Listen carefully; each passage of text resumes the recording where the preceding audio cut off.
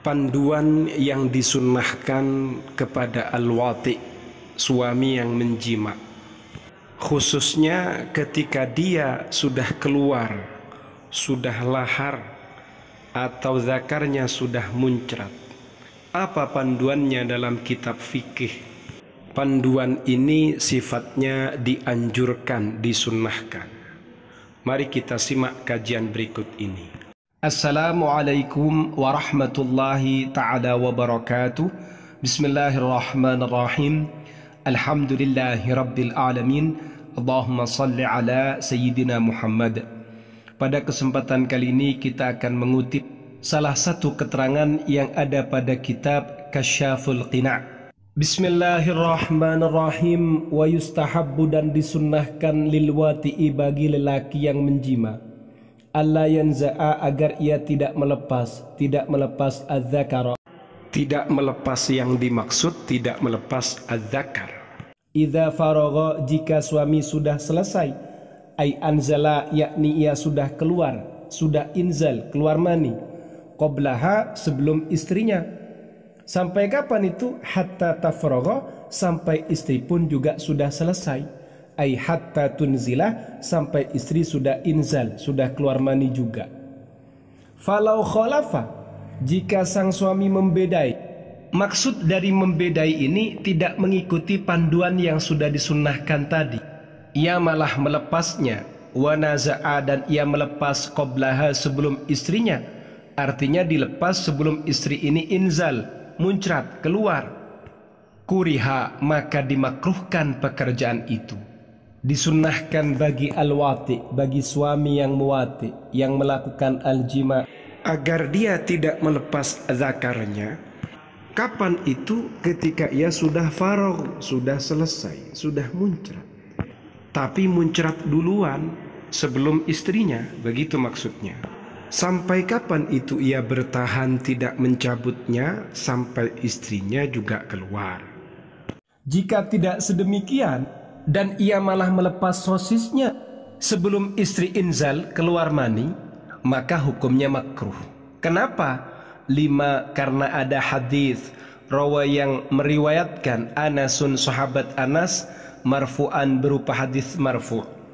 Idza jama'a, jika menjima, ar-rajulu, seorang suami, ahlahu, pada istrinya, falyasduqha, hendaknya sang suami jujur kepada sang istri. Maksudnya itu melakukannya dengan benar terhadap istrinya.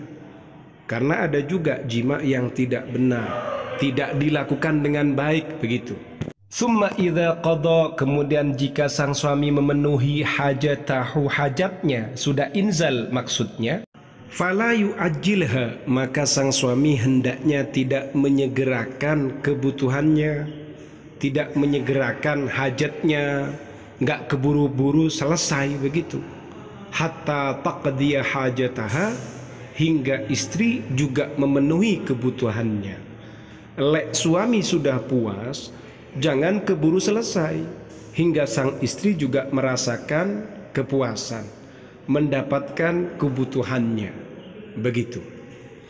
Rawahu, meriwayatkan hu pada hadis Abu Hafsin, Abu Hafs, wali anna fi dzalika, karena sesungguhnya dalam hal itu, artinya menjaga poin-poin ini, tidak segera melepas, tidak segera mencabut, tidak menyegerakan kebutuhannya sendiri, tidak egois dengan urusan enaknya, tapi tetap menjaga sampai istri juga merasakan hal yang sama. Ternyata suami ini tidak memperhatikan hal itu, malah mencabut sebelum waktunya, mencabut karena ia sudah muncrat, sudah keluar, tidak menunggu istri ini senang, enak apa tidak. Yang seperti ini nanti akan ada dhararan alaiha, bahaya alaiha yang menimpa kepada istri, waman anlaha, dan akan mencegah istri min qada'i syahwatiha, untuk memuaskan, memenuhi syahwatnya. Kasihan karena ia menjadi tidak mendapatkan kepuasan, begitu. Bahkan dalam kitab Al-Mughni jilid 8 dan halaman 133, Itu ada keterangan yang disampaikan oleh Ibnu Qudamah, wali anna laha fil waladi haqqan, karena istri juga punya hak untuk memiliki anak, wa alaiha fil azli dararun, dan azl itu dicabut sebelum memenuhi itu semua, itu malah menjadi bahaya. Falam yajuz illa biidniha, hal itu tidak diperkenankan kecuali dengan seizin istri. Jadi aturan dan panduan tadi kalau mendapatkan izin dari istri ya boleh dilakukan seperti itu. Selain daripada itu ada juga keterangan wa yustahabbu, dan disunnahkan ayyula iba, sang suami mencumbu imra'atahu, istrinya, qoblal jima'i, sebelum melakukan al-jima'. Apa tujuannya? Litanhadha, agar bangkit syahwatuha, syahwatnya istri. Fatanala, lalu istri dengan hal itu ia akan mendapatkan min ladzatil jima'i, pada nikmatnya al-jima', mithlima nalahu, sama seperti apa yang didapatkan oleh suaminya. Begitu. Jadi juga disunnahkan agar sang suami ini mencumbu istrinya sebelum melakukan al-jima'. Tadi kan temanya tentang memasukkan. Setelah memasukkan, mencabut. Tapi mencabut itu ada aturannya kapan dicabut. Kemudian kesunahan yang berikutnya ini, sang suami hendaknya mencumbu sang istri sebelum melakukan itu semua. Mula'abah atau cumbu rayu itu contohnya seperti kecupan, cium-ciuman, rabaan, elusan, macam-macam seperti itu. Tujuannya apa? Agar syahwatnya istri bangkit. Selain daripada itu, nanti ia juga akan mendapatkan kenikmatannya melakukan al-jima' sama seperti yang didapatkan oleh sang suami.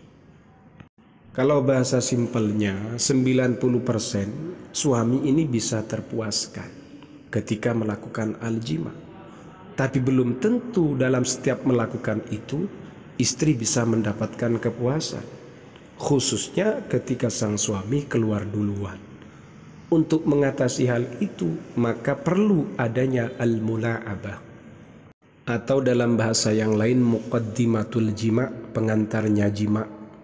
Dalam bahasa internet itu foreplay, cumbu rayu sebelum memasukkan, seperti itu. Semoga ini bermanfaat dan semoga para suami yang menyimaknya bisa memberikan yang terbaik pada pasangan halalnya. Amin ya rabbal alamin.